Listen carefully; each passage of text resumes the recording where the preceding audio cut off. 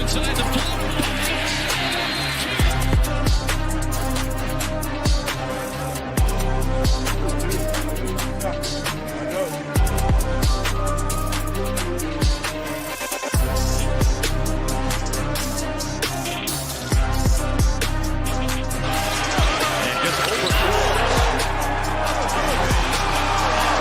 Turn him over again.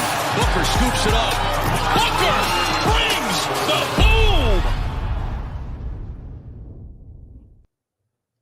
Bringing a little NBA boom here on a Tuesday afternoon. And we got Big T in the house, a little two-man booth. I'm, of course, JSU running the ship here. Big T, you ready for a little four-gamer? I know you like the short slate, so you're probably into actually the old four-gamer here. You're probably a little excited. Yeah, I love the short slates, and I actually like the 2 7:30 starts, 2 10 o'clock starts. I've always done better on short slates, no matter what it is. Even in like MMA, when it's less matches, I do better. I don't know what it is. Somehow my mind works weird like that, where it's just shorter, more games, more matches, more anything. Just even in tennis, I like the shorter slates where it's down to everybody likes more, I like less. I don't know if it's because I just like shove the obvious plays and then kind of get different, or how even the NFL the last couple of weeks, I did really good the last couple of weeks where two gamers, people don't like stuff like that. I just like to, I think it's because I just like to shove in certain plays and build around it, and it always helps me no matter what. So, and I like the earlier start time. We went back to 4:45. I like it. Me and you have done up to lock. Well, you've done up to lock way more than me, but we've done up to lock for a long time. I like the little bit earlier start time, especially these days where everyone's going to want news still, but we still have our Discord and everything. And obviously everything can go through there, where lately we found out not as many people can watch the up to lock just because they're on their computers, they're doing stuff. It's just harder. And I think this time slot's going to work better as people get used to it again. Yeah. Hey, George, you are not tripping balls. We started the show on time, but I guess it's earlier than what you're used to. So, I mean, I guess maybe you are, maybe you're not. But yeah, we tried this earlier time slot, like Big T said, just for a little bit, just to see how it goes and see if people kind of get into it a little bit more. And yeah, I don't mind the earlier time slot. It doesn't really matter to me, honestly. One thing that's nice about this slate, though, Tony, is we already kind of got a lot of news that we were waiting for. So it's kind of nice from that perspective from the NBA. But how was this is our first show this week. I mean, how was your weekend? You brought up football. It sounds like you had a pretty good football week. I had a really good football week for the DFS side. I almost shipped the 153 max. My 3 max content was up to. It was straight off my 3 max content. My 3 teams that I play 3 teams every week. I don't change the way I play. Small slate, big slate, doesn't matter. I play 3 teams, and it was exactly off my 3 max content, my 3 cores. And I had a team up there. I needed the last Pat Mahomes rushing touchdown knocked me out of like 3rd or 2nd. And I had Shakir and no one else had Shakir. So I pretty much needed Shakir at the end. And I could have gotten to the top for 50K, but ended up placing like 5th or 6th and only grabbed about 5. But it was nice. It was a fun sweat. And I was close in a lot of things. I had a bunch of bets that were very live. Needed a couple different things to happen. But yeah, it was a fun week. Sounds like you had a fun week too. Yeah, and I saw your team up there. Definitely a good team. A lot of the stuff what we talked about with the 2 running backs and different things. That team was right there. And if it doesn't shoot out that game, you're in even more great shape. You position yourself perfectly with that thing. It really didn't matter because the guys I had in that game were the guys you kind of needed. Like, yeah, Mahomes was great. Whatever. I had Jaden Daniels on that team.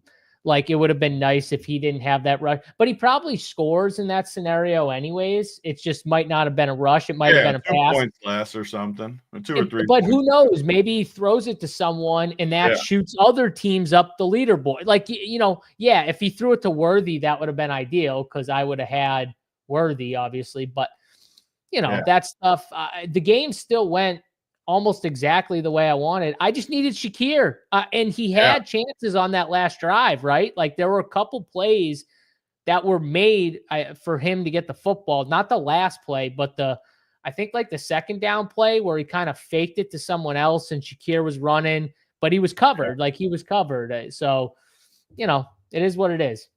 Absolutely. And always at the end. And the sick part is, like you said, you could win 50K if Shakir does good. You win 5K.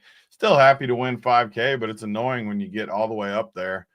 I mean, I wasn't as close to winning DFS, but like all my bets, I had Kansas City winning by exactly 3 too. I had a couple side bets that they'd win by 3, which was nice. The other game I had Philly big, which wait, you bet exactly through like they would win by the exact number, and it was like I forget the odds. It was like I bet it live too. That's such a good bet. Well, and the thing that gave me the good odds was it was on a weird number when I said that too. It was like it wasn't likely to win by 3 because was it when it was 22-21? Was that when you bet it? I think even before that, it was on 4. I think they were up 4. I think they were up 4 whatever the number was. I can't remember that, but it was a weird number. 20-16, maybe. I don't know. Now I don't remember, but it was on a number where it wasn't likely to fall 3, and it just always falls 3, and it was like 10-1 odds or something. So and good. I was like, and then I tweeted it like they're gonna win by 3 in this game. They always do. And then it falls 3. I was hoping they didn't score a touchdown on the last drive. I see you up top too, and I'm like, the other touchdown's not really gonna help me fantasy wise. All my teams weren't as high as you, but 3 of my 4 were cashing pretty good up. But it wasn't one of those ones where I knew I was going to ship anything. So I was happy there. And the weird part about my team, though, was I had the nut, but I had like 3 guys that were just dead. And this goes to our strategies we talk about a lot of times where I had Gray, who was super cheap at 0. I had a receiver. I forget who the other receiver was that was Keon Coleman. Cheap. Keon Coleman, who had 1 catch. Yeah, so they both sucked, and I had Kelsey, who was chalky and had 0. Yep.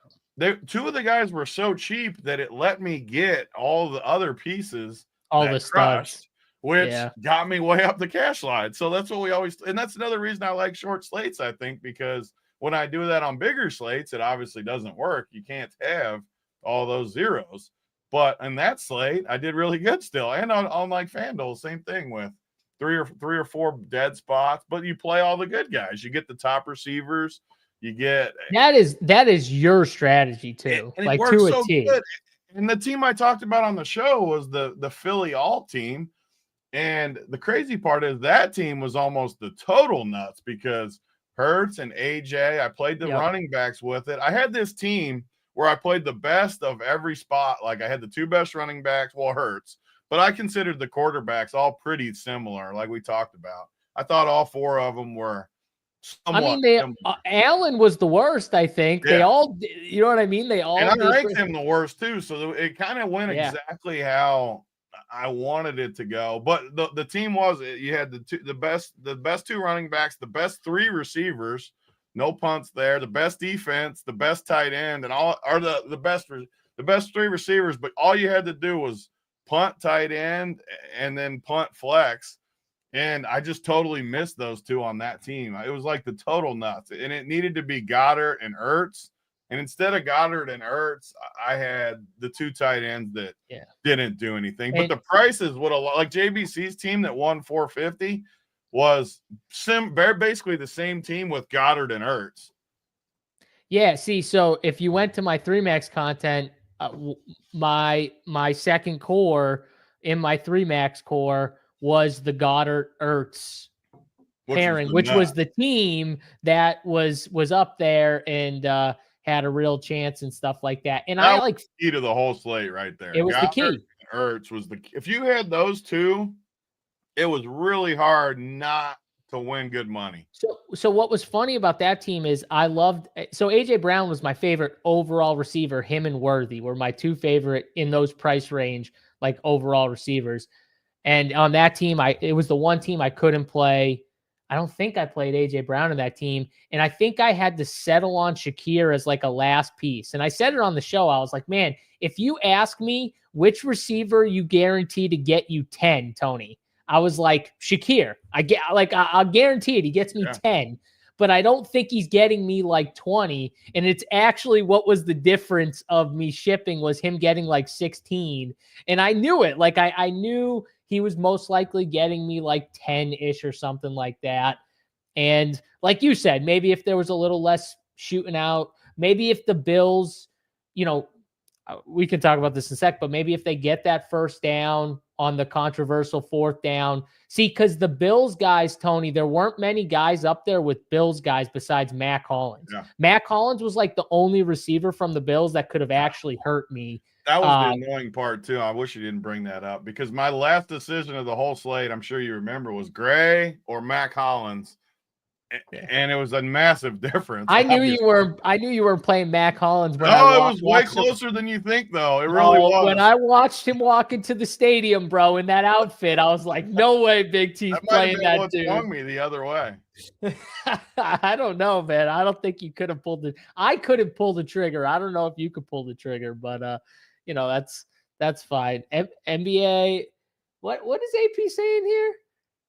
Take your time talking about the Chiefs. I'm here. Oh, we haven't even relax, AP. We're trying to talk DFS before we got into the game here. I mean, Tony, if you want to get into the we got more. See, we got more news like flowing in for NBA too. Bogdanovich, personal ruled out. See, Tony, the more we talk about football, the more we might just get more news just spiraling in. Shut it down or get traded to a different team too. Was that not tilting how him and Al just didn't play last night?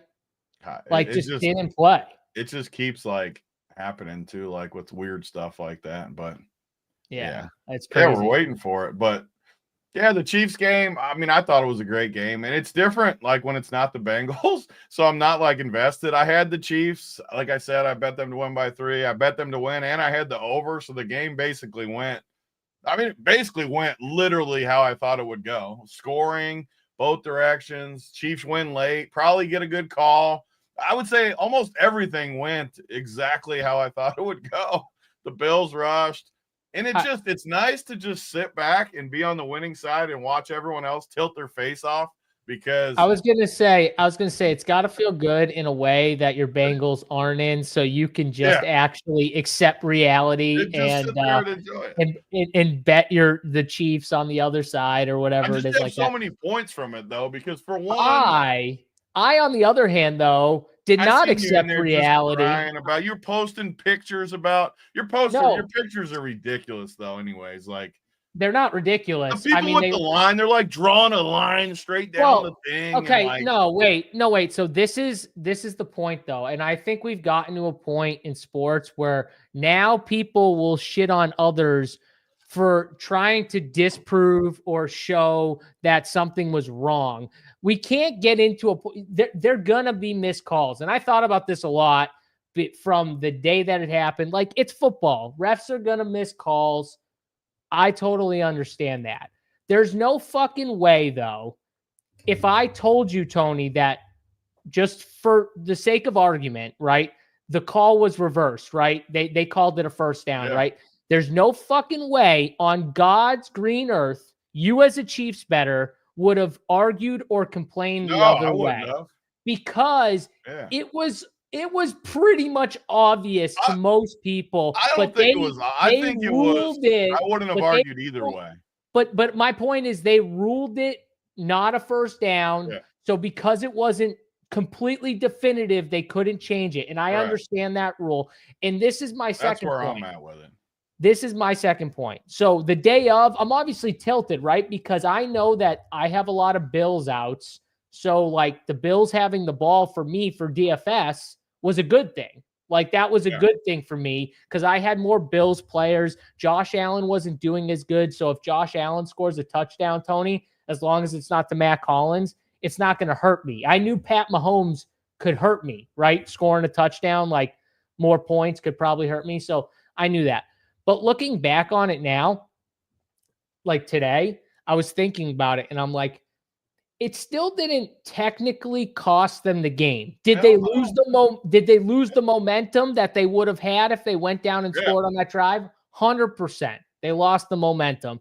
But it didn't lose them the game. What lost them the game was them not being able to do the tush push correctly. And I saw people say this. I saw Dave Portnoy tilt about how they don't do the tush push correctly. And he's talking about how you line up two big guys behind dude and just shove them. And I'm like, well, the Eagles don't line up like two linemen back there. That's not what they do, right? But they line up two people on each side of Jalen Hurts' fucking ass cheeks, and they do give him a shove, right? But here's the difference. When they do the tush push, people should go back and watch. Jalen Hurts is the best because when he does it off the hike, before he even gets there, his helmet is low, his pads are low, and low man always wins. When he gets the ball, though, his chest never comes up. His chest stays level with the ground, and he just goes straight through. Josh Allen picks his chest up and moves to the left, and he's tall. So he lifts his chest up. Low man doesn't win when you're 6'6" or whatever he is. You're losing. I'm watching it and I'm going, he's just not even doing it right. It's not even about. How many times did they run it too? It was like 6 times they ran it. And they didn't get it. He had to jump over the pylon one time. He was like, that time. He messed that one up. Not the pylon, but the first down. Whatever. Yeah, he messed it up. He almost fumbled. Lucky he got it back. It fell right back to him. Or he'd have fumbled there too. So the next day, once I was done tilting because of my DFS, I was like, they didn't lose because of that one play. They lost because they ran the tush push too many times, and it didn't fucking work. No. And they kept running it. That is why they fucking lost. They had the freaking ball at the end. It's the same thing the Bengals. I tilted the Bengals that year, but Burrow had the ball at the end of the game. Yeah. Go win the game. You stopped the Chiefs. They kicked the field goal. You were down 3. Go win the football game. And all they needed was 3 too. They didn't even need a touch. Like they didn't need a touchdown. Game, though. You're Josh Allen. You're 0-3 versus Mahomes. Go win the football game. It's just tilting. It was tilting the day of because when you're on the opposite side of I'd have been tilted. I've been there before. That's why it felt so good to not be in that position. I'm sure. I'm sure it felt good. And the play where the ball hit the ground, that was a close play too, I guess, where it was like. I actually didn't mind that call because I think truly, impartially, I thought it was either an interception or a catch. Yeah. Honestly. But if it hit the ground, it didn't really move when it hit the ground at all. It didn't even move like and so I wasn't even mad about that play either. And it hurt too because that was a massive play, like huge play. It was a huge play in the game, but Buffalo's got to win that game. I feel for Buffalo. I really do feel for him because Josh Allen's amazing. 0-4 versus the same team. They just got to win the game. You got to go win the game. Yeah. And just like Philly in the Super Bowl. Philly, you got to go win the football game. Don't blame the refs. Can we give James Cook the football? Like, God, James Cook just ran it right down. That was what you were right about for sure. They just ran it right down their throat. I could watch this. James Cook just get the football in the fourth quarter. Just give it to him. All right. That's it. The Super Bowl, I mean, we'll talk a ton next week about it. But, man, if Buffalo can run like that, I mean, I'm setting myself up for a lot of failure in the Super Bowl because when you see Saquon after what Buffalo just did, it's tough to picture Saquon not running on them. Yeah, I honestly think the Bills' offensive line and running game is up there next to Eagles is 1. They're right there, though. They're 2. It's just that they have Saquon and the other team is James Cook, and James Cook is amazing, but Saquon is even better. So it just looks more dynamic, but they're really similar in my opinion, Tony. Like they just, I think the Eagles just have more plays. Yeah. It would have been a fun matchup actually watching the Bills and the Eagles with this very similar styles, I feel like, but whatever. We get the Chiefs and the Eagles. God, the Eagles, I despise both these teams. If I could pick 2 teams to lose, is there a way where both teams lose, Tony, and I don't have to see one win? Yeah, it's a tough scene when it comes to that. All right, whatever. That's enough football talk here. We'll get to the NBA. Is it an NBA show or an NFL show? It's a 4-game slate, and we got not plenty many of time, people saying about that. It's only Sam Bobbendreyer. Hey, Boob and Dryer, relax. Whatever it is, Bob and Dryer. Either way. All right, let's get to the 4-gamer here, Tony. First game on the slate, we got LA and Philly. There's not much news that we're like kind of waiting on with this game. Rui's probable. I think Yabusele's probable too. We've got most of the in or out news because LeBron and AD, obviously, they're still probable. So unless something pops up late with them, you still got Embiid out for Philly. You got Paul George out. You got Drummond, Martin, both out. KJ Martin still out too. So there's a bunch of guys out for Philly. That's going to bring into play some of the Maxis, the Kelly Oubres. I think Justin Edwards we might have to talk about a little bit. 3,800's been playing a good amount. He's and with still these mad guys at you out from a few weeks ago when you shit on him. He's mad at you. Yeah, that was the day they didn't have anyone though. Yeah. That was like the day he smashed and they didn't have anyone. He like full smashed. And my whole point behind him was like when all these guys were in, he just wouldn't shoot. And then of course all those guys are out and he was like, now I'm going to shoot every time. And he just made so many shots. So I think he's a player that they like because he can do that, Tony. He can like be a guy who just kind of sits in the corner, and then he can be a guy who's, when a lot of guys are out are aggressive. But we'll see. What are we doing here though with all these guys out from Philly? I mean, is it a spot you want to attack? I mean, Philly. First of all, what a disaster Philly is. I mean, I enjoy opposite of the Eagles. Opposite of the Eagles for sure. Yeah. And I'm just, it just makes me so happy that everyone just kept saying how Embiid this, Embiid that. The dude falls over a rope on Christmas and somehow friggin' hurts himself again. Now he's just going to sit out all the year again. And I mean, it's just disgraceful. The whole team, Paul George, I mean, how did he even end up on this team? I mean, he's old and dusty too. Just these guys, just every night out. They play like once a month. It's just embarrassing. But the good thing for Philly, now that I made fun of some of the dust balls, like Tyrese Maxey just has been awesome. 4 straight games in the 50s, all kinds of big games. Now he gets the Lakers. He's just playing a ton of minutes too. When you look, he's got almost playing 40 a night, which always on these shows, we talk about how much that means to get just a stud that, let's face it, you look at this roster, Oubre's an offensive guy for sure, but they don't have a ton. When you're getting 40 minutes of just stud against another team, yeah, they're so slurping peen. There you go. The word peen is very underrated too, by the way. I always will laugh at the word peen.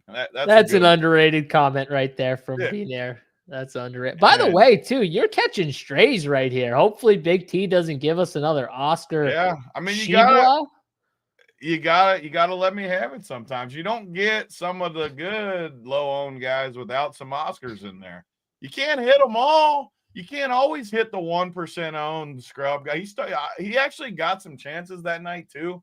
People probably didn't watch as close because I watched it close that night, whatever it was a few weeks ago. He had a few plays where he like tipped the ball or he could have got a tap in and it just didn't happen. It was one of those nights and then he came right back out. So was it a good call? That's the thing with those plays is you kind of know somewhat instantly. Like after their first run, you kind of know if it's going to be a good thing or a bad thing. Yeah. And if like just say he gets a tip dunk and then the next trip down he alters the ball and then he plays more, but it didn't happen. Jason, that's fine. I did think he was going to get 30. Who was the other call earlier in the year when I gave out that? Don't make me start talking about my good calls, Jason. When I'm giving 1% plays, don't be coming back at it. Yeah, he's slow. I said that. He's slow. He's got concrete feet. Anyways, Tyrese Maxey's the man. Kelly Oubre also, like, I'm not a big Oubre guy, but they just don't have offense. Look at this roster. I mean, you talked about Justin Edwards. Yabu is Yabu. Eric Gordon's offensive, but, I mean, they just don't have anybody. So it's got to be Oubre and Maxey. Oubre continues to play high 30s minutes as well, almost 39, 37. The only game he didn't was a blowout. He's getting coming off back-to-back, almost 50 pieces. He's shooting the ball 16 times, 18 times. I mean, he's chucking it. So I think both of those guys are low-key really good plays.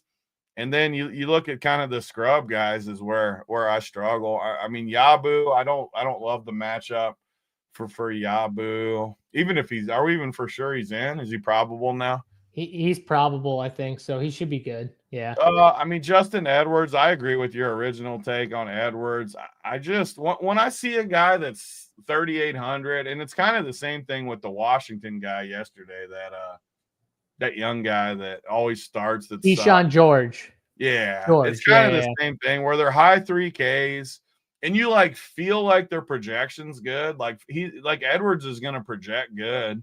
But then you like go in and you actually look and he's playing 30 minutes. He's getting 16 points, 18, 11. I just feel like I agree with your take that he's just not anything. And then you got just dust balls, Reggie Jackson, Kyle Lowry, Ricky Council. I just, for me on the Philly side, I think it's just the two good guys. I think a lot of people will look at guys like Ricky Council at 4,300. I mean, he's projected almost 50% ownership. I mean, I like the price. I just don't see it. I don't know. I think they might be projecting him. I think they might be projecting him starting too, just for what it's even worth. If he starts though, like I don't know. The projections like him, but I don't like Ricky Council at 4,300. So it's just the two good guys for me. And then, well, you can talk about Philly. Yeah, I mean, one thing I do like about Philly too is the Lakers coming off of, the game against Charlotte where, LaMelo gets hurt in that game. But like Charlotte, who was down in a hole early in that game. They were down like 20 early in that game. Anthony Davis was going nuclear. And get him up a little bit, people. Get him up. Bring him back. If you're going to talk about the dumpy calls, you got to give me some credit for the good ones too. That's right. But so back to this point, they let Charlotte back in a game that they had no business being in. LaMelo gets hurt. Now the Lakers got to go to Philly. I think this game stays somewhat competitive, Tony, and I think the reason is probably, like you said, those two good guys are probably playing pretty well. So I do agree with your take that I like them. I really like Kelly Oubre, though. Like the price tag, how he's been playing, super aggressive. I'm in on him. And then, they don't have bigs. I don't love the 6K price tag, though, for Yabu, so I don't know if I'll go there. The Ricky Council, Justin Edwards thing, I want to see who starts. I'm probably in agreement with you that 4,300 seems a little steep for Ricky, but if he starts, maybe I'll look at him. It's a shorter slate too, so I'm not saying you can't play him. I just don't. Yeah. Well, I think that's what kind of. I think that's what kind of keeps them somewhat in play. Is it's a short slate, but you don't know what kind of value is going to pop up later too. Like, if Cam Whitmore's in. I might like him at 3,800. I know he's a hooper. Like, he's not afraid to shoot. So great call on Jokic, Big T. Yeah. There you go. Yes, I called Jokic. By the way, too, Jokic plus 300 for MVP right now. It's just a gift. You think they're going to give it to him? No, I mean, I think if it stays exactly how it is right now, SGA will win for sure. But there's a lot of year left. Yeah, I think plus 300 is a good call. I think Jokic is better. Like if it was just this year and he didn't have the other three MVPs, it would be Jokic for sure. But the one I like is Khalil Ware for Rookie of the Year. Oh, he's gonna win that for sure. If it's like plus 155. Yesterday it was plus 200 or plus 220 on some books. I don't know if that's moved, but there's just not any. I mean, Stephen Castle is the one that can like kind of challenge him, I guess. And I don't even see that as a challenge, honestly, with who he's playing with and stuff like that. So, and now Jimmy Butler's going to be gone. Like Khalil Ware's got just an easy path as long as he stays healthy, I feel like, for Rookie of the Year. So that might be some free. I think Jokic no matter how good he plays, I think he's a uphill battle just because I think it's just SGA's year. It's like predetermined. It was like the Embiid year, right? Like it was just it was Embiid. If they were close, it was given to Embiid. That's what happened. It'll be people wait too much. You're gonna get me into another tangent. That's what happens. This is why we always do shows that go forever. People wait too much into record with the MVP. You can't have a losing record, but like why if you took SGA off OKC and you took Jokic off Denver, who would have a better team? It wouldn't even be close. Oh, OKC would be way better than close. Denver. That's my point. It literally wouldn't even be in the same stratosphere. And I'm not saying it shouldn't count for anything. Like it should count for like a tiebreaker, which I don't totally disagree. It should be SGA right now. I think Jokic has been better. I think Jokic has clearly been better. Well, his stats are better probably, and I just think he like does more. Like he just does everything. But I don't disagree with it. I agree more with SGA than I did with Embiid that year. Yeah. What if Edwards starts is kind of the question. I mean, if he starts at 3,800, it definitely makes you feel a lot more comfortable about him. But the more the take with Edwards is that like when the good guys are in, he's kind of not as aggressive offensively. Are we sure they're not just both going to start? Do you think Eric Gordon starts for sure over them? I feel like he's going to, but I could be wrong. Maxey, Oubre, Yabu, Gordon, Council, Gordon, Edward. I could be wrong. Could be both of them. Honestly, like, and you're going to make fun of me, but I would rather play Eric Gordon than those two. Like, at least I know he can score. I am not paying 4K Eric Gordon. I mean, I don't like it, I'm playing the young guys. So I play Ricky Council and Justin Edwards over. Yeah, give me the youth. I'm not playing the old heads. I'm not playing Kyle Lowry. I'm not playing Eric Gordon. Reggie Jackson is dust. Way dustier. I'm still mad at Reggie Jackson for that night too. They literally played him like 3 minutes a run for like 4 runs. It was the funniest thing ever. So the Lakers side, I think is a lot more. I think it's just a lot more cut and dry. Like, you know, if you want to pay up for Anthony Davis, even though I feel like Anthony Davis's game was yesterday when he just went absolutely crazy, scored 42, had 23 rebounds. Annoying about AD, by the way, like how he can do that, and then just the next night, like it'll probably happen tonight too. Like for example, he'll just suck. He can do that. I really believe that he can do this whenever he wants, like anytime he wants. He's that good. It's just, it's probably going to be tonight where he just doesn't do much. It's probably more a LeBron night. You know, you never know. If you had to choose LeBron or AD, are you still going AD? LeBron or AD? Probably LeBron, but I don't know. It's tough for me these days. I just don't feel like LeBron's going to push himself in Philly. I'd probably choose AD. It's only a 500 difference. By the way, you always watch this stuff, but that interview with Draymond and Ty Lue with Baron Davis, I was loving their backstories about that finals. I didn't see it. I haven't seen that. I just watched it this afternoon when it was on YouTube it might have just came out today, but they were talking the backstories about that whole thing, the finals 3-1 comeback, and it was good stuff. I know you like that stuff. Shout out to Baron Davis. I loved Baron Davis when I was a kid. That was one of my favorites. I love the headband. He had it all going on. He had some sick dunks. He was man.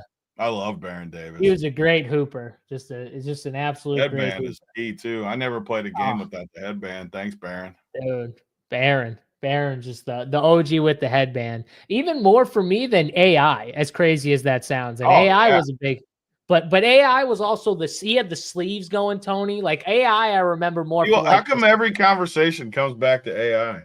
Because he's the greatest. Did you not see my post about how he's the GOAT and everyone thinks he's the GOAT? Everyone thinks. It was like, who was it who was saying like the toughest guys they had to play, and like Allen Iverson was like the first guy in the error that he thought of. Like he did it by error, but it was still just funny that the first guy out of his mouth was Allen Iverson. Like, that's damn right. Did you have to change undies when you were watching it? I plead the fifth on that question. I think I agree with you. Probably just because the price difference is, not as steep. It probably should be bigger, but 10-5, 10. Like I what? don't Just know. before I looked, I was expecting LeBron to be, I don't know, like 95 and AD 10-5, He's 10-7. not. Yeah, Yeah. only 500 difference. But the weird thing is, too, the ownership looks pretty similar. Yeah, give me AD over LeBron. The ownership's closer than it should be, too. Yeah. I don't even know if they're studs that I'm gonna play, is the funny part. Like, I think I like Maxey. Obviously Giannis when we get to it, some other guys, but yeah, I'll probably have to go. I just don't love guys coming off of those type of Me games where too, especially AD. yeah. And Yeah. he's center only, too, which is important to note on DK at least.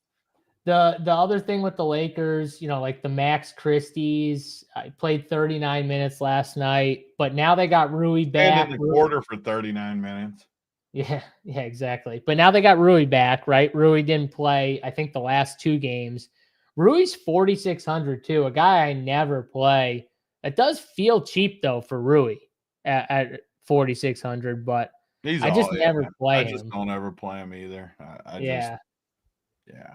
Yeah, I don't see much else from the Lakers. They're a team that's easy. Like, you're either paying up for them, or I think you're just kind of staying away, even on a short slate. All right. Dwayne says Jay Green. I'm assuming Jalen Green for 25 points plus 125. We're gonna get to that game right now, Dwayne, and I do like me some Jalen Green, but Houston and Atlanta next up. Nobody, Tony, in the NBA has had a worse stretch as a star than Trae Young. Absolutely horrendous the last few games.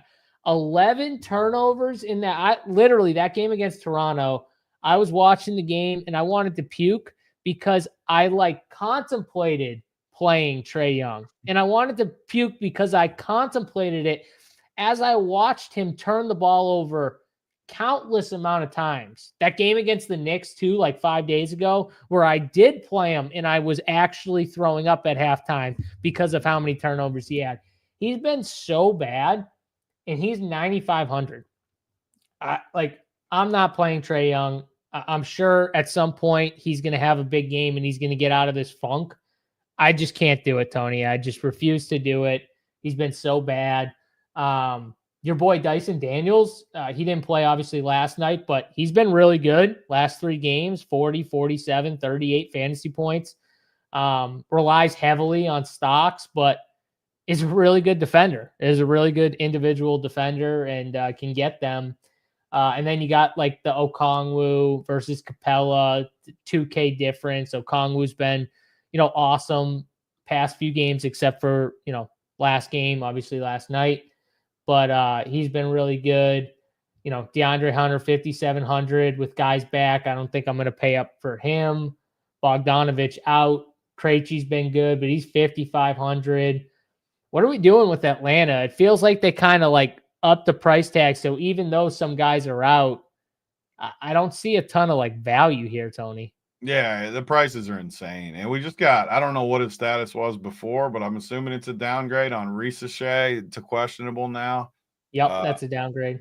Yeah, so I'm assuming he sits with how Atlanta's gone all year pretty much is they just sit guys. Yeah. And he played 20 minutes last night in a game with so many guys out, off of obviously missing, I think it was 13 days he was out prior to that game last night, and he only played 20 minutes. So he's obviously not in either game shape ready to play more minutes, Tony, or health-wise, they just limited him to 20. So he's clearly not fully back. So he's probably sitting. Yeah, and honestly, I think this is probably the worst team. Oh, I never like Utah much, but this team is They're ugly. Down so many guys, Utah. From what you're saying, though, I agree with you. Trae Young, impossible to play for me at 9,500. Dyson Daniels, even though I love him as a player, it's the same issue I've had all year. He's 7,500. There's no meat on the bone. There's no even if he plays good, you don't really get there. And that I don't like playing guys where I know if they play good, I just barely get there. And if they suck, I'm dead. Like those are tough plays. Even though I love him as a player. Okongwu, I love as a player too, but he's 6,600 now, splitting minutes with Capella, not full split. He's separated finally because Capella sucks, but you still got Capella in there. And DeAndre Hunter's expensive, Krejci's expensive. So the chat and Discord was talking about Nance, Roddy with Risa Shea maybe out, but Nance is even 4K now. I want to play Nance when he's 3,400 or something. I can't play Nance at 4K, even if Risa Shea's out. So Atlanta for me, and this is why I like short slates. I can just eliminate teams. I'm just eliminating Atlanta. I honestly can't make a case for any of these prices. If I was picking anyone, I guess it would be like a DeAndre Hunter, but there's no meat on that bone.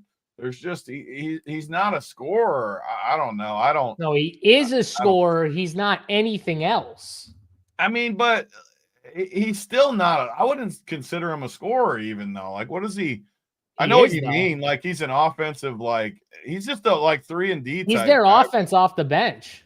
Bogey hasn't been their offense all. Bogey's been awful off the bench. He is literally there. This is one of the reasons why DeAndre Hunter doesn't start, because they need him off the bench. Bogey has been terrible. Bogey in years past has been their guy off the bench. He's just not that. So DeAndre Hunter has been there. The problem with DeAndre Hunter is that's all he does. He doesn't do anything else in the stat categories anyway, like just nothing.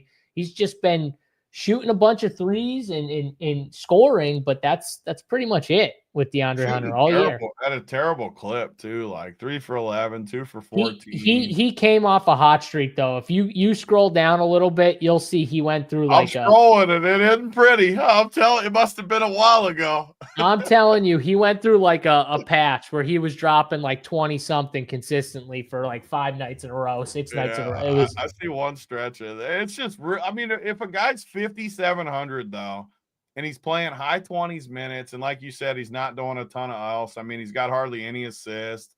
He's not doing anything. Like you said, you were on that. Like, how could he be priced this high? He should be 4,700, not 5,700. Yeah, and someone said Keaton Wallace. I've seen Keaton Wallace is good. I like that guy. Yeah, he's good. I just think Trae Young kills his fantasy. You're not playing him. Yeah, you can't play him. I just like him as a player. Yeah. No. I loved it last night when everyone's out. I'll play Keaton every time. He's great when Trae Young is out. When Trae Young is out, you can load up the Keaton because they just don't have point guards. Yeah. Like the Buffkin dude's been out. Krejci's not really a point guard. Dyson Daniels is not really a point guard. Yeah. So they really just don't have. I wouldn't be stunned if they went out and found a backup point guard before the trade deadline because they don't have anyone after Trae Young to give him like a breather. It's Jalen Johnson is kind of like been and he's out. So you lose like your best creators when both those guys are out. But Atlanta, no way. But Houston, Tony, we got to talk about Houston because Jabari Smith's been out and now Tari Eason's out for injury management, load, whatever. And Steven Adams is out, which, those guys don't play like massive minutes. Tari Eason plays 20, 24, 25 minutes-ish. Steven Adams plays 12 to 13, but it's still got to help Şengün maybe a little bit and just all these other starters. Like Amen's been amazing. Like this is a great matchup for someone like Amen Thompson. Jalen Green, I think this is a great matchup for him too. My only worry is he might get the Dyson Daniels treatment maybe, but it feels like a good spot for some of these Houston guys. Yeah, it is a great spot. And it starts with Amen Thompson, obviously. He's just a beast. He's just been a beast. And you just look at him, another guy that he's getting 40 minutes a night. He's doing more and more across the board. 2 nights ago, 41 minutes, 14 boards, 10 assists, 23, triple-double, 64 fantasy points. 54 last night. The dude is just crushing, and he's just an absolute beast. And again, the same thing I talked about with Maxey it's such a luxury to get 40 minutes from a guy like this against a team like Atlanta, where I just have a hard time not shoving him in there. He's just Şengün, like I like him. I don't love the price though. 9K for him. I like Maxey and Amen. Just talking the 2 games we've talked so far, way more than Şengün. I know people will like him, especially now with Adams out, giving a little bit of a slight boost there. Jalen Green's too expensive too. I can't pay 7,300. And like you said, Dyson Daniels, I don't like to play guards against Dyson Daniels. He's a lockdown defender. And Fred VanVleet's too expensive too. So Cam Whitmore, he's been annoying to me this year. I play him a bunch, and I feel like he just never gets there for me. I don't know, maybe it's just a personal bias, but man, he has hurt my feelings many a night so far this year when I start playing him. I'm playing some Cam tonight if he's in. I don't know if he's in yet. If he's out too, then we're gonna have to start looking at some bench guys like. I'm gonna push back on one point. I think we gotta really consider whoever Trae Young's guarding, and I would assume they put Trae Young on Fred VanVleet or Dylan Brooks, because they do like to do that. They do like to put Trae Young sometimes on the shooter that is standing more outside on the perimeter, but he's not like a ball handler type creator, so he doesn't have to guard as much, right, Tony? Because it kind of makes your best player, you don't want him to play as much defense, but teams hunt Trae Young. You know what I'm saying? So on offense, teams are hunting Trae Young, which is smart. I watched the Knicks do it countless amount of times. And I could see Fred VanVleet getting more looks just because of the matchup. If Trae Young sits on Fred VanVleet, they're not just going to have Fred VanVleet hanging out on the perimeter without the ball. You know what I'm saying? So I think either Dylan Brooks or Fred VanVleet is a pretty good play. You can't pay 7,400 for VanVleet. I'm just telling you, I think it's a good matchup for him. I know what you're saying. I get it. I like Amen too. I mean, Amen's just too. VanVleet's still just going to take a backseat. I'm playing Amen. I'm just saying though, I think they're going to attack whoever's on Trae Young. Who do you think Trae Young guards? I mean, I think he'll guard VanVleet, but I just don't think that there's 7,400 for him is man. I'll tell you right now, you're needing a lot. Any good player who has Trae Young on him is going to be saying, "Give me the fucking ball." I might just not like VanVleet as much either. Yeah, you might. I liked him in Toronto. I just feel like it's hard for him. He's too little. Settle the fuck down now. Okay, now I see what it is with Fred VanVleet. It's a short bias. Fred, if you're watching, it's the NBA. There is a short bias. Listen to JSU right now. If you're watching, all right, I have faith in you. If you're watching.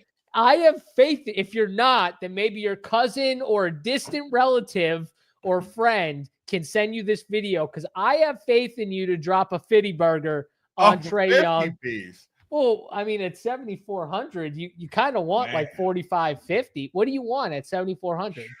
I mean, you want in the mid 40s for sure. Yeah, 45, 50 piece. Just because you're short, I can see it right now too. So I got faith in you, Fred. Tony doesn't. I just want you to know that. So after you drop the 50, one thing I will say is I think they're going to play these guys a million minutes. DFS at Big T44 DFS is his Twitter handle. You at him and you tell him to shove it. That's it. I'm all done. I do love how many minutes these guys are going to play for sure. Bang. I'm in. See, that's maybe I play him there. I think that. So Reese Shea's officially out. He's officially out. Yeah, I figured. Yeah, I figured like that. All right. So what if Whitmore's out? Can we play Jashawn Tate? I hate Jashawn Tate, but he's 3,100. If Whitmore's out, I will still not play Jashawn Tate because he. Well, we got to look at somebody on the bench. What about Jock Landale at 3K with Steven Adams out? I could see him getting 10 or 13 minutes. But you hate Jock Landale. You are the biggest Jock Landale hater I've ever met in my life. I also like Stone Men 3K guys that are going to play. I also do like that. True. You do like that. I mean, Stone Men. against I got Atlanta. a question. Why do you draft Reed Shepherd and then just he doesn't play at all? So the mystery, I talked about it all last year. I don't see how he's the number 3 pick anyways. He's undersized. He's an undersized whitey. Yeah. I don't know why seen they him play. picked him. It made no sense.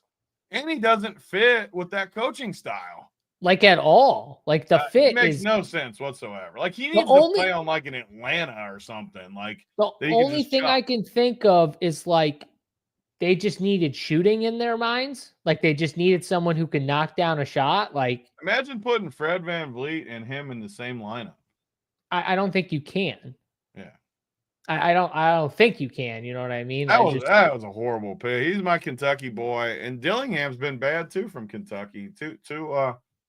Everyone blame Coach. They'll probably both end up being good the way Kentucky guards go, but still. I don't know. Rob Dillingham, there's something about him. He's got a little swag. He just has he has a little swag to him. That's all I'll say. He might need a little time, but he could get there. If I'm Minnesota, though, I'm going all out, and I'm trying to get Ant help, and I'm trying to trade Julius You guys Randle. got any workbench tips? JSU might. Spaniard, you know what's up, baby. That wrestling video JSU posted in the chat earlier could be a good tip. Yo, 90s wrestling was like peak. You can't get any better than like ECW, WWF, like that era of wrestling. You keep saying ECW. It was WCW that the NWO and all those guys. ECW was the third rate. Oh my God. Are you serious right now? Are you shitting on ECW? I will not allow this. With the NWO was better than ECW. If my brother hears you shit on ECW, he better than NWO? He might call you and literally start laughing in your face. Oh my God. ECW was the shit. Bro, you had Sandman out there and he was bashing his head. Sandman? Oh my God. You don't even know. It was so great. Oh my God. Thank you, Daniels. Thank you. Let Big T know he was just into. Oh yeah, Rob Van. Yes, RVD baby. You know, there's no way people like ECW more than the NWO era. Only real wrestling fans. Chat. See, the chat's kind of on your side. I mean, they are. I'm telling you, bro. Dude, I admit it when they're on your side. I don't agree with it, but they're on your side. I can't believe it. This is one of the few things that I will win because I grew up in a household where if you didn't watch wrestling, you didn't watch TV. Because my older brother would just hog the TV and there was wrestling on all the time. My uncle used to just VHS tape every single pay-per-view, every single show. So he had everything. So when there was no wrestling on, he would just watch old tapes, Tony. Just old wrestling tapes. And we have like thousands of them. So I know wrestling. I just don't. I never loved wrestling. But ECW was the shit. WWF was the shit. WCW was okay. Tony likes it a little more than me. He liked the NWO stuff. He's big into that. But yeah, ECW is the best. Why is it Bronny Day? Is he playing tonight or something? Is he? I don't know. I don't know where it's coming from. I didn't see anything. I don't know what they're talking about. Yeah, maybe because a team's going to get blown out and he's going to get a few minutes. It's not even like a big spread, and it's a back-to-back. I don't understand. Yeah. I was making sure I wasn't missing something. I don't even know what that means. Even Mangone knows. When you're behind Mangone, you got it. He posted the best picture ever on Sunday. Did you see his picture on Twitter? You mean the one with the TV on the ground? That is so Mangone that I can't even like put into words how Mangone that is. The first thing I do when I move into any house I've ever moved into is mount my TV and get internet. This dude had no furniture and his TV was on the ground. It's amazing. That's just Mangone. That is so Mangone. It's perfect. It was my favorite tweet he's ever sent. So I didn't like see it initially because I was sweating the game, right? I was tilting, I was sweating the DFS, and I was sweating the football games. But after the fact, I saw it and I was like, what the hell is this? And it was funny because he didn't even try and explain. He just it was just the picture. It was just perfect. The way he did it was perfect. It was a great tweet by our guy Travis Mangone. And Finally, I got some yeah. support. There we go, Ryan. Never comments, but he's got my back. There we go. I got one soldier in there with me. Yeah, Dudley boys, yes, get the tables. Yeah, see, if you don't know those, then I just can't help you. I can't help you. I keep shutting it down and you pull it back up. I know. Keep clicking the button. I actually, I won't lie. I was just excited from the Dudley boys and get the tables that I hit the button multiple times in a row. Keep popping back up. Because when we were kids, we used to get the tables and you jump through them and you get like the elbow drops and stuff. Yeah, it was great. It was fun time. Thank you, Butthole Jenkins. Butthole Jenkins is with me. Let's go, Butthole. I mean, come on. That obvious. That was like minus 3 million. Come on. Butthole Jenkins. I still like Butthole Jenkins. Butthole Jenkins is sharp. Literally every type of wrestling. I've watched it all. Every single type. All right. So Houston, did you find any like 3K shitter you can play? Because I don't think I'm playing. I'm playing Cam Whitmore. Jock Landale has to be in play. I mean, at 3K, has to be. Okay. Yeah, I mean, I haven't run teams, so I don't know like what you need from that price point. But I mean, you got to project him for 15 plus at 3K, which puts him at least in play. Yeah, and who knows? Maybe the game like blows out somehow, and you get lucky run, like extra run or something like that. I actually think he's a pretty good play because Şengün. I don't love the spot for Şengün. I think Jock's a pretty good play, and we got a lot of studs on this slate. So okay, so if you had to rank like your top 3 or 4 Houston guys, how would you rank them? Because I do think they're a good spot. Number 1, Amen. Yeah. Actually, I'd put Dylan Brooks number 2, even though that sounds crazy, just because of his minutes and his price. Yeah. And I don't like his ceiling, but I do like how many minutes he's going to play. And then Jock would probably be my 3rd, and then I'd actually put Van Vliet ahead of Jalen Green.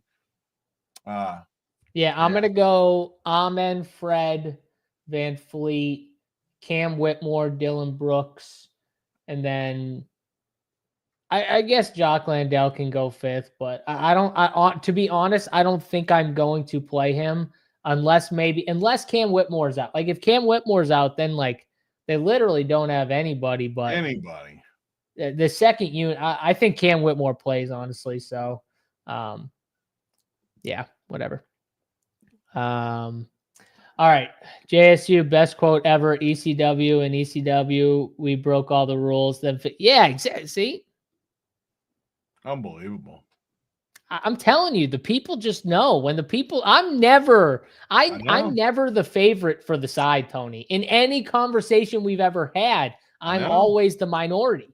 Always. Well, usually you're like defending warm water and stuff. So like you can't win that. Like there's no way anyone's going on your, look at that glass. There's no way anyone, and you drink it like wine on top of it. There's no way anyone's on your side when you drink warm water like wine. You know what's funny actually is when I would work out like 3 times a day, Tony, back in the day, I used to like not drink water the whole time on purpose just to like pretend like I was tough and so like I didn't need water or anything like that. So I never drank water. I can see you doing that. No, seriously, I used to do this too. And then thinking back on it now, I'm like, I'm the biggest dumbass ever. Like, oh yeah, I didn't need a sip of water. Like I stopped my workout. I wouldn't stop my workout for a second to take a sip of water.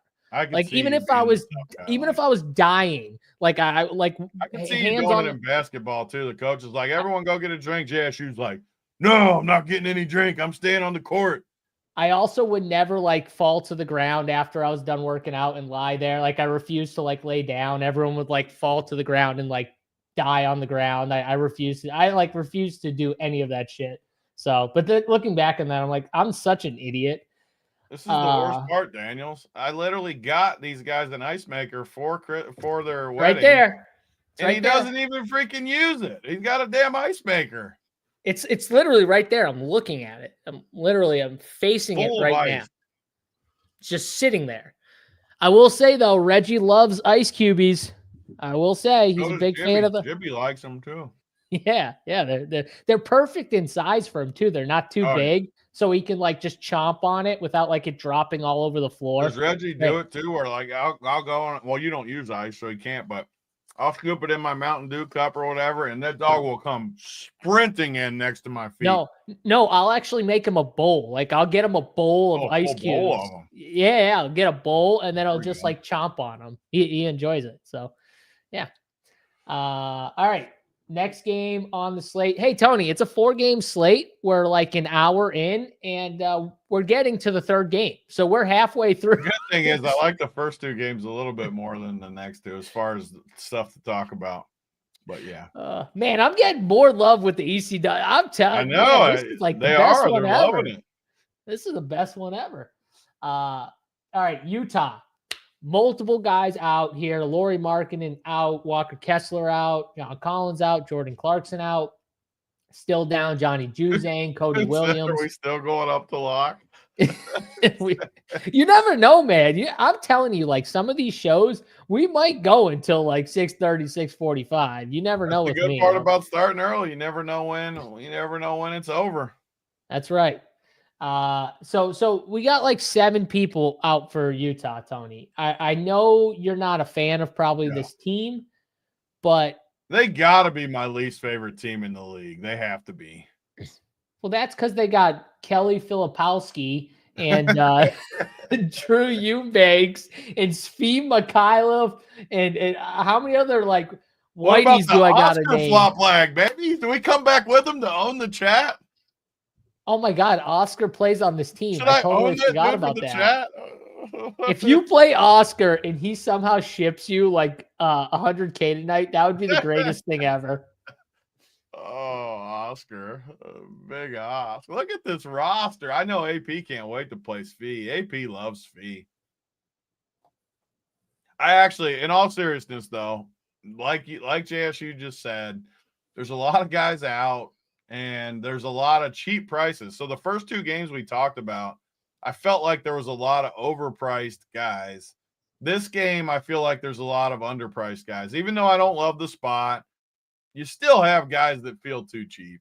And it's not going to be the Colin Sextons or even the Keontae Georges. But like Collier, I like how he's looked. I mean, 5,200, that's a little expensive. But I think there's some meat on the bone there.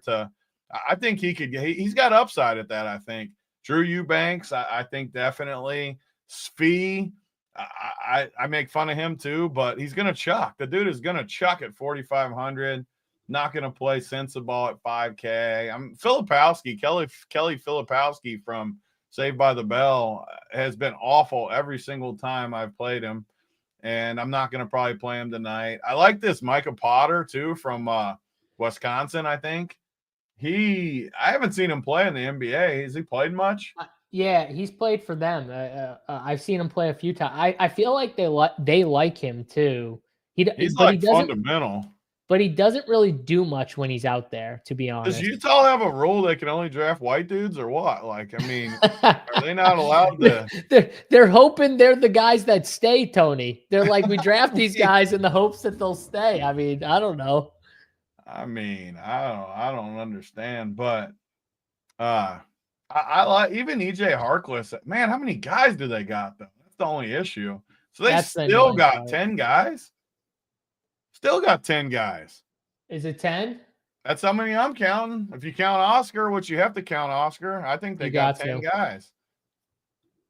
Do we think that Oscar plays? After Eubanks, I would think he has to. Well, they could play Kyle Kelly at center. I mean, they could. It's Golden State. It's not like Golden State. Golden State's down Draymond and Jonathan Kuminga. It's not like they're the biggest team in the world. You know? Yeah. I mean, Utah is going to hurt my feelings for sure later because they'll probably play all 10. I mean, I don't know. Who's your favorite? It's Collier. Collier is probably my favorite. Just because I trust him the most. I think Collier is my favorite too, just because I think what's going to happen is the guards are going to play like 30 minutes. You know what I'm saying? So like, I feel like his price tag, if he's getting similar to the other guards or close to it, I'll probably like him. Svi, I feel like at 4,500, He's probably going to get me like 22. I mean, it's fine, but like I'm not going to do it. I know he's going to shoot. Sensabod, they just don't play Look how him good. I know I hate Svi like you, but seriously, he's gone 26, 29, 25, 27, 29, 22. Like he's been somewhat consistent. Yeah, I just don't think he has upside. It's because he sucks. No, that's because all he does is shoot. Like Yeah, that's he it. Like, sucks. Like how's but he still I in the mean, NBA? yeah, like you said, if he gets 25 to 27, you're happy, right? Like that's a good game. Yeah. I don't really love it. I'm sure he'll get like 32 now that I said that, but I don't even know if he can get in the 30s. I don't know if he's capable. yeah, I mean, the honestly the 3K Oscar play, I just don't know. Like, I don't know for sure if he's gonna play, and I don't like Potter. I don't like his game. It just from a fantasy standpoint, I don't like his game. I agree with you. He kind of Oh, he's not an NBA. Like he's not good enough to play in the NBA. Like he's a good Utah player. Yeah, I think for me, Collier, maybe some Eubanks, as long as he's in that starting lineup. Keontae George would be third. I can't pay up for Colin Sexton. That's too much. Yeah, I think you're right. Probably they all play. I wouldn't be surprised, and it always happens with Utah. It always happens. They just play everybody. Like it's so annoying. I do like Collier though. I think Collier's. I think he's the Collier best. gets about 35 tonight at 5,200. Yeah, I think he's the best play too. I agree. On the Golden State side, though, this is just another team. No Kuminga, no Draymond, but you just run through these guys' minutes outside of the Stephs and the Wiggins, who honestly, even Steph, it's not like Steph's playing 38 to 40 minutes a night. He's playing 32, 34, somewhere around there. Andrew Wiggins, he probably plays the most minutes most nights. But after that, Tony, you got Trace Jackson Davis, whose minutes are just all over the place. 14, 24, 10, 18, 24. Dennis Schroeder, whose minutes I feel like have been going down the last few games because he has been terrible with this team. Buddy Hield's minutes with all these guys in. They're just like, you look through all these minutes and there's just so many bodies. Podziemski, he's probably one of the better plays at 3,900 just because the price tag. He's 3,900. He's going to play almost the same amount of minutes as Buddy Hield and Dennis Schroeder, who are almost 1,000 more expensive than him. So, I think him, Moses Moody has been playing like 21 to 25 minutes. I think he's a fine play at 3,900. I don't think he plays more than that, but I think he can outdo the price tag. And, I played him actually that night. He got like 30. It was kind of lucky because it was just like a final piece, like at the price tag. I kind of landed on him, but he got me 35 that night. I mean, he's going to shoot when he's out there, which is the good thing with Moses Moody.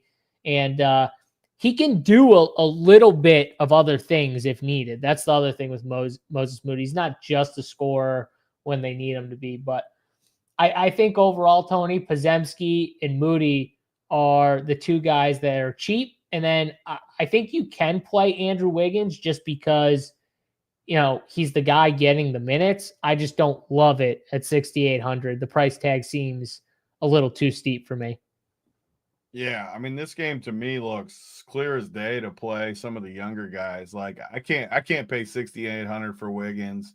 Can't play Curry. The guy I like you didn't actually bring up, which is either good or bad for me, but Quentin Post at 3,400. I liked him a lot in college.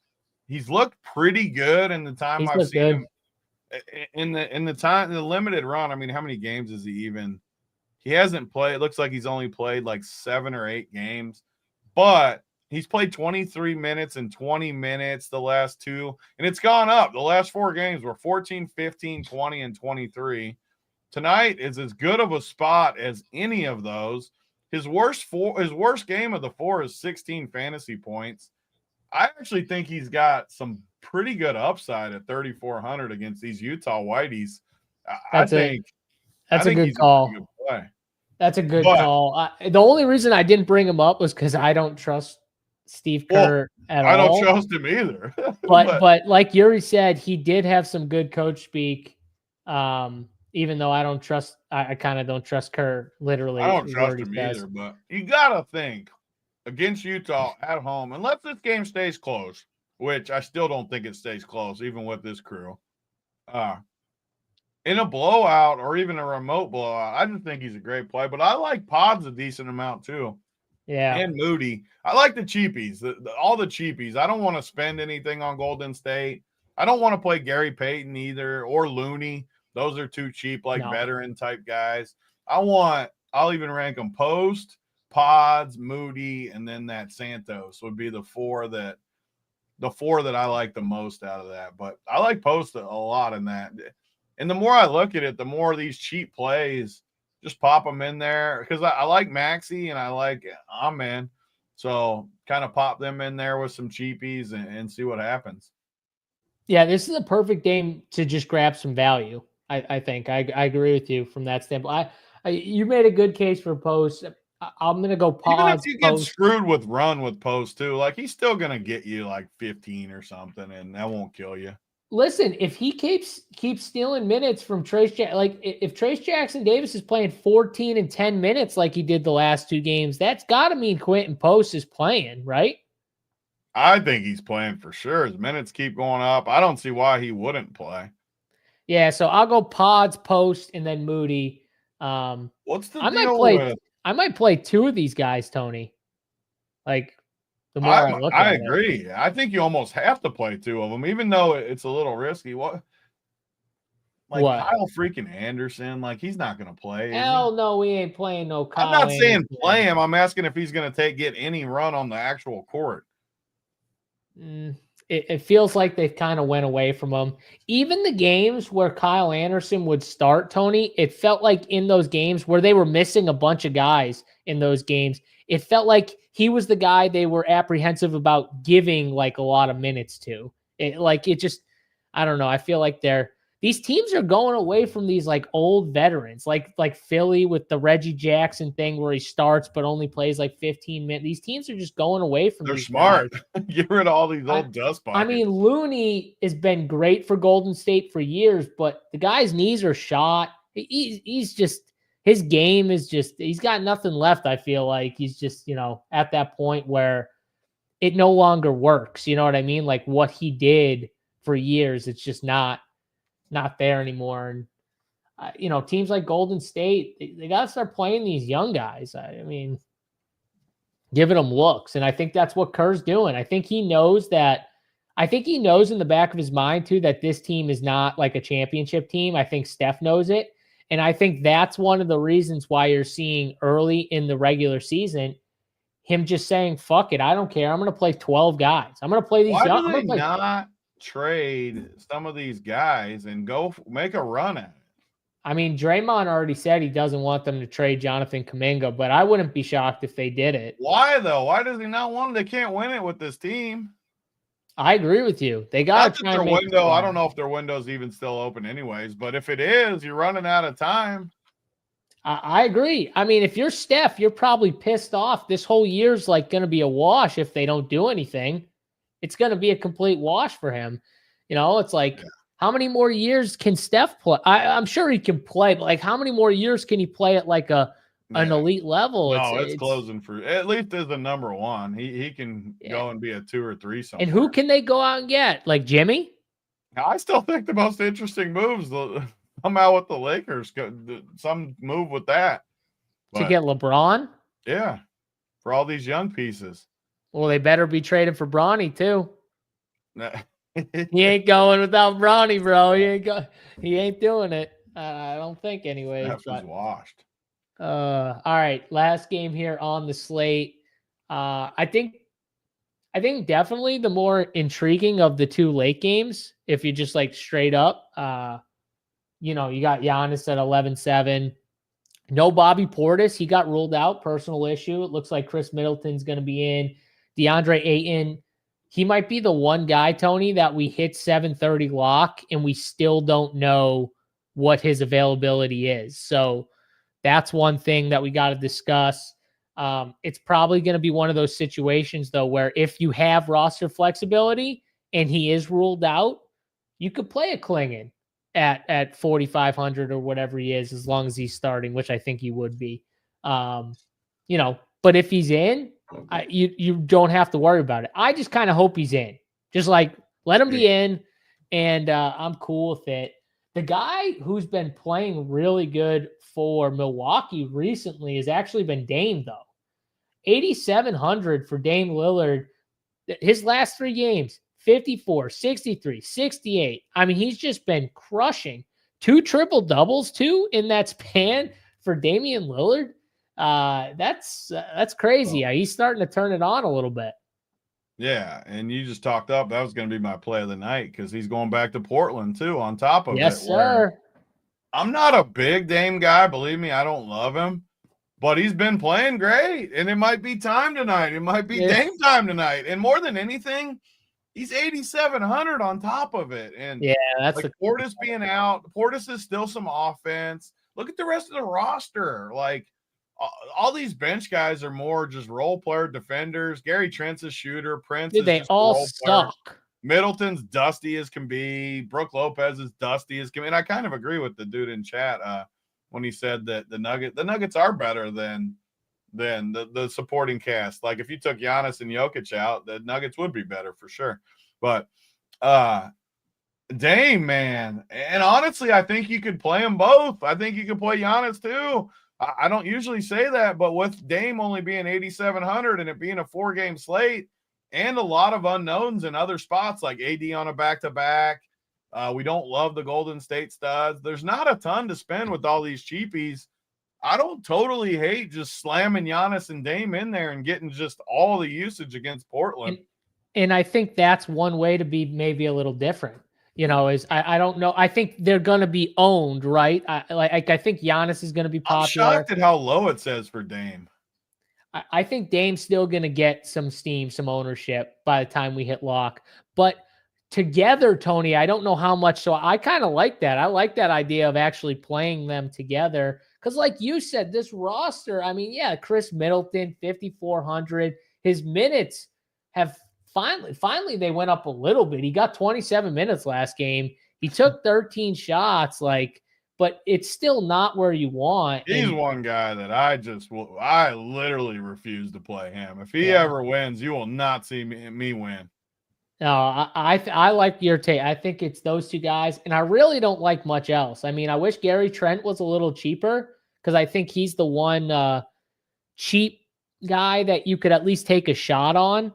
From Milwaukee, that's at least but he's 4,100. He's not like 36, 3,200 like he was in past slates. His price kind of went up. So from the Portland side, the one thing I'll say, Denny's been amazing for Portland. I mean, he needs to play no matter what, no matter who's in, no matter who's out all the time. I think they're figuring that out. But don't forget, Anthony Simons kind of learned under Dame. They played like that was like his guy, right? His game kind of trailed through Dame. Not saying he was Dame, but I'm saying he was kind of like little bro type thing. So I wouldn't be stunned if we saw a little Simons Dame back and forth, Tony. So I like a little Anthony Simons here, 6,100. That's a pretty good price tag for Anthony Simons. He can get us 40 at 6,100. So the only thing that sucks about Simon is you kind of need a big scoring game from him because he doesn't do a ton of other things, but he's got it in him. He could have 25, 30 points in this game, and I wouldn't be stunned. Games in Portland, Dame and him could go back and forth. So those are the 2 guys I like, and I would like Klingon if Ayton's out. So I rank the Portland guys, Simons, Denny, and then if Ayton's out, Klingon. If Ayton's in, the one guy who's actually been really good is Toumani Camara. His game's actually gotten way better this year. He's not just a defender. He's starting to be able to shoot a lot better, and you can see it in his numbers, especially that corner three, which he gets. And the only problem is his price tag's up. So I would like Ayton to be out, but it is a 4-game slate. He's probably more of an MME guy, but yeah, I mean, preferred targets are Simons, Denny, and then from there, it just depends on Ayton being in or out. But I just wanted to give him a shout because he's definitely gonna, against Milwaukee, he's gonna get some of those open looks, Tony, for this team. So anything from Portland? I know you talked about Milwaukee.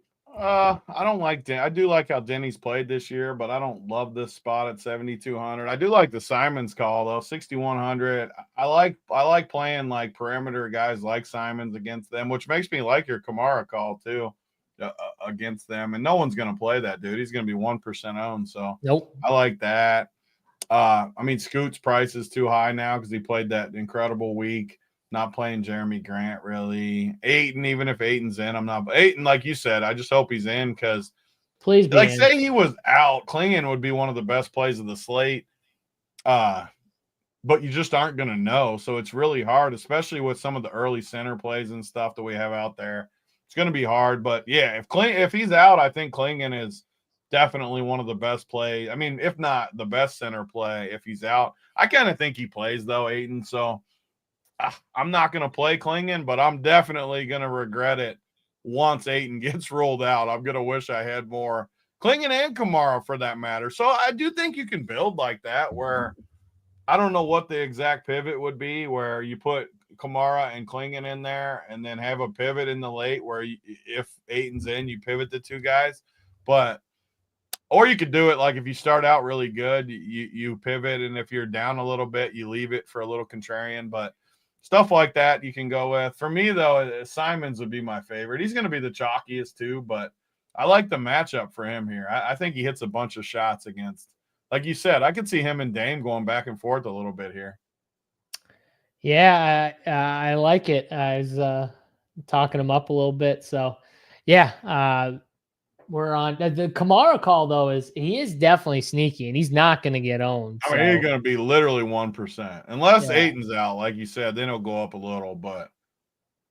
And he's got upside, just looking at him. I mean, he definitely has upside against this team. Again, he's coming off a 42 spot against OKC.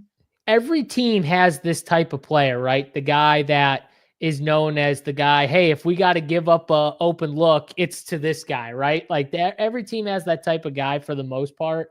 He's that guy, Tony. He's that guy. You got, Jeremy Grant and Simons and Scoot and Denny and, like, who would you rather make offense? You want to make the elite defender play on. It's kind of the opposite of make the superstar offense play defense, right? You want to make the elite defender have to score as well, try and tire him out a little bit. It's the same thing because Toumani Camara he's an underrated defender that no one ever talks about because he's in Portland, but he's a very good defender. Good point here too. Kamara got snubbed from the Rising Stars game. You never know. You never know that extra little. That's crazy. He should be in that game. I haven't seen the roster, so I don't know. Like I haven't looked that deep into him, but Rising Stars game. He did not make that roster. I'm sorry. I got to pull this thing up here. How did he not make this roster? Yeah, it's gonna kill me. That's an extra little motivation, though. Get a little extra spike in there.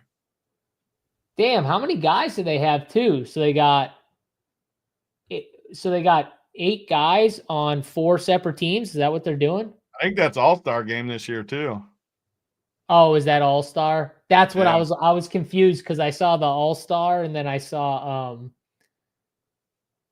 Team Pal. Yeah.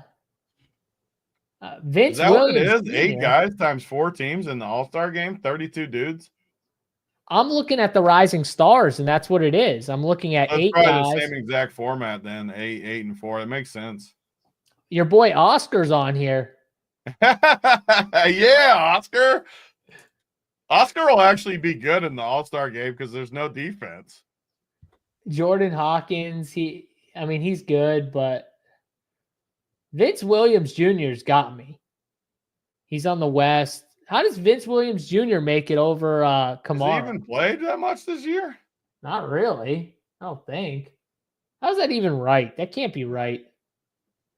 Maybe I'm looking at the wrong shit. I don't know. I No, might be it looking at sounds the wrong right. Just, shit. I mean, maybe not. Who knows? That's crazy. Khalil Ware didn't make it either. That's just But dumb. to be fair about him, though, he just started like crushing like a month ago or a month. Some of these rookies are barely playing. Like, Yeah. put his ass on the.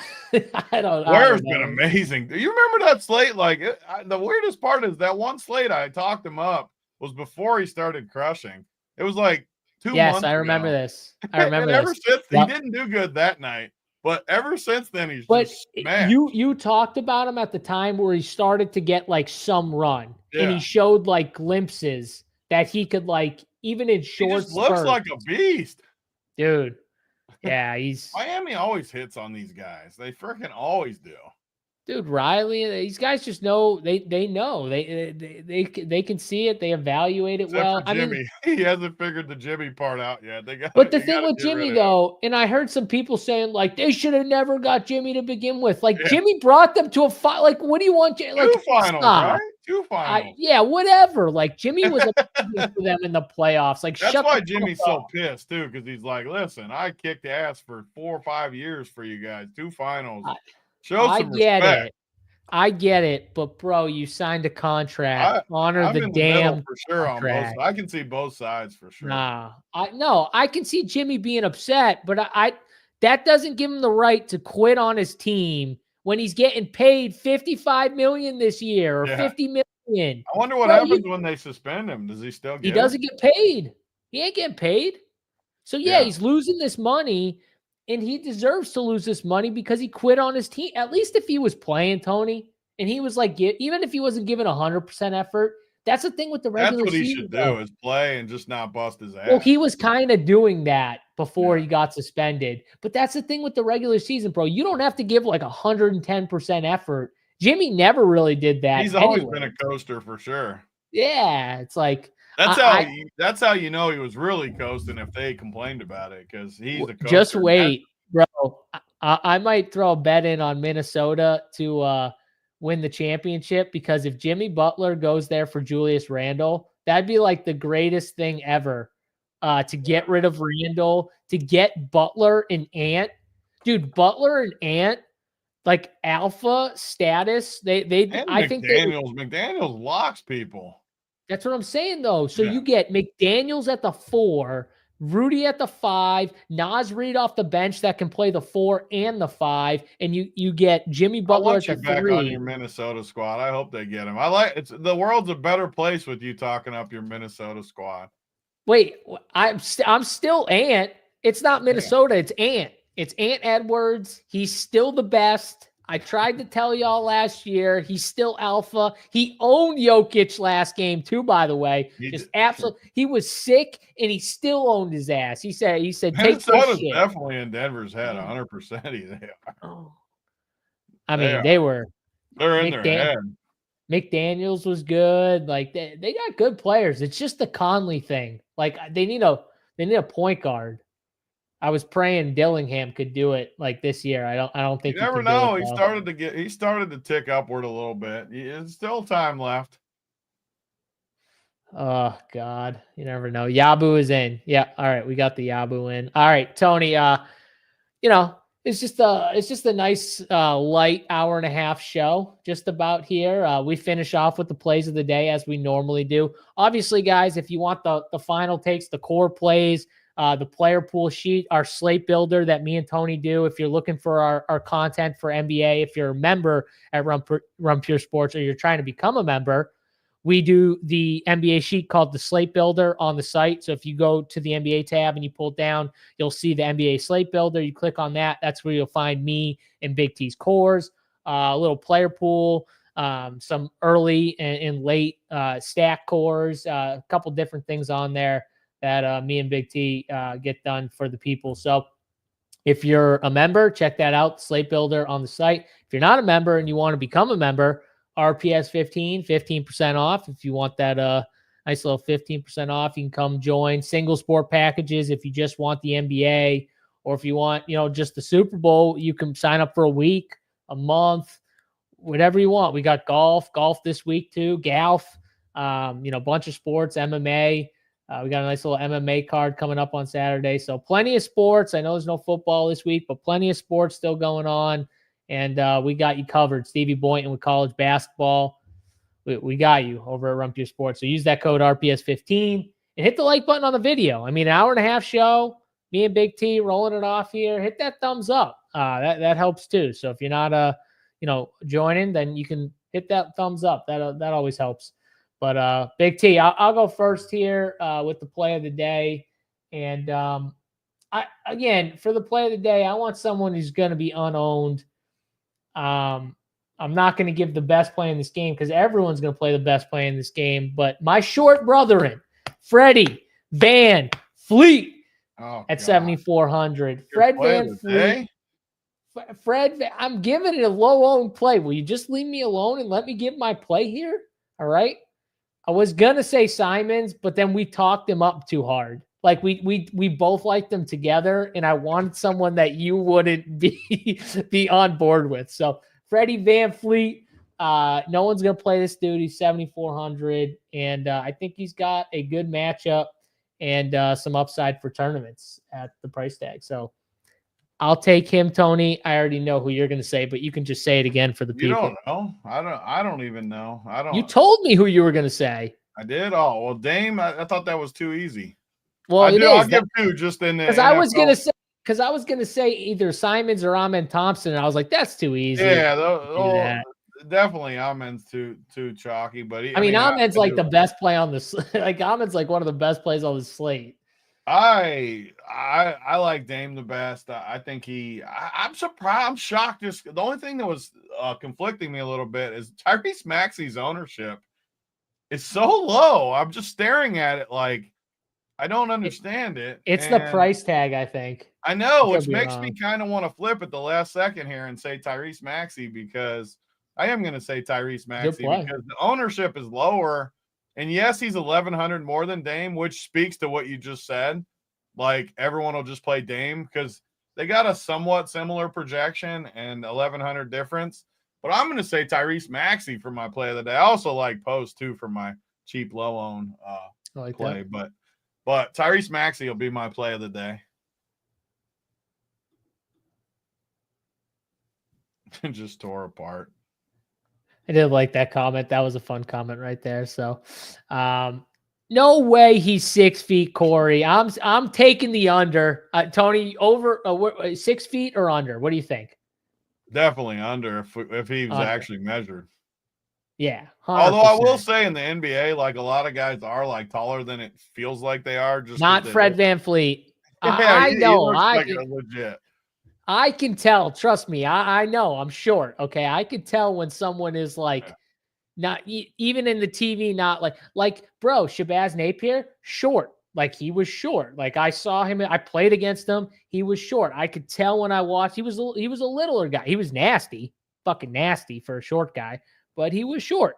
And he would dunk on guys. He was like 5'9", 2 in high school, like 5'8", 5'9". He was just He was just yamming on dudes. It was absolutely sick. They were throwing lobs. Their AAU team was BABC. They were nasty. But yeah, some guys you just can tell. But even before you see them like in person and stuff, you can just tell they're just short. Oh, Bean Ayers finally against you. He said, "Where do you play against him? Chuck E. Cheese?" No, I didn't play. Always on your side. He finally turned on you. I've been waiting for this moment in time. Be there. You're back. AAU, baby, States. We got our asses kicked. They beat us by like 75. I think we scored 10 points, maybe. I'm going to be honest. If you're playing against Shabazz in high school, I think he's beaten a lot of people by 70. They were the best AAU team they might have been the best AAU team. They might have won nationals that year. They were that good. They had 5 guys committed to UConn. I forget about. They won national championships there. There you go, right there. I can't. They had that big dude. I can't remember his name. They had so many good dudes. I literally had a clip of him tossing a lob. I still on my old like flip phone, Tony. I had like a video clip of him tossing like a crazy ass lob at that state AAU tournament because it was one of like the sickest things ever. But because he caught it, like not him throwing it to a big, like he caught like a lob, like, and Good again, luck. like I said, he was Good short. luck against him. No, they were all sick. They were all dunking. Every single one of them. They were all. Guys like him are the hardest though to guard, just because they're so shifty. Like when he gets to the NBA, people are too long, but everybody else, like he's just too shifty.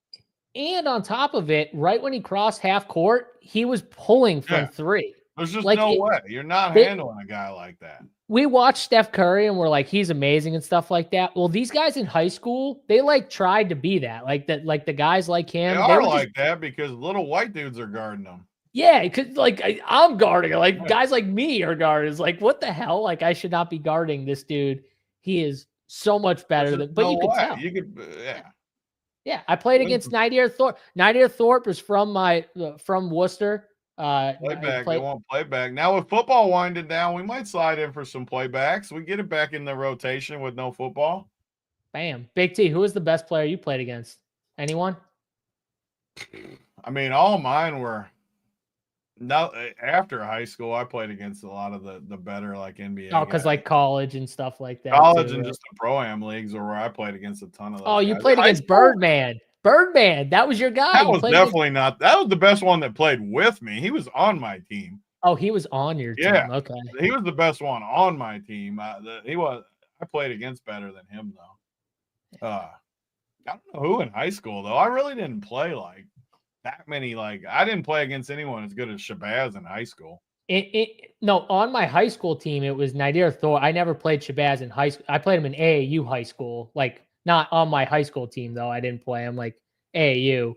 Nadir, I played in high school, though. He played at a high school just down the road in Worcester. And then after 2 years, he went to, the prep school or whatever it was called. Yeah. But Michael Finley, that was a dude to play against, Jeremy. That was a name. Absolute hooper. That was a name right there. That was a pull. I like that pull. I think he played in like some like league Spaniard. I don't know. Tony. It was the year he was out of the NBA for suspension, and he played all these pro-am leagues with us. It was probably he didn't play in the NBA that year because he was suspended all year. I told the story a million times. He went out with my girlfriend from high school. Hey, you're doing something right another day, but I'm sure people have heard it before. You never know. We might have some new listeners now. That's an old story, Tony. I haven't heard it in a couple of years, so you never know. Like, people might not have heard it. Stole my lady. Right. Well, she wasn't my lady at the time, but he stole her from me. And then I couldn't go back because I'm sure he had quite the blessings going on. I don't blame you for not going back after that. He's not going to look at me the same way after Bird got the job done. You wash your hands, bro. You just wash your hands. Say, hey, I was in there first, though, Bird. On that, guys, we're going to get out of here. RPS 15, come join the fun, the Discord. Any news that breaks, we'll be in there. For Big T and myself, JSU, we'll catch you guys tomorrow. Same time, same place. Till then, we're out of here.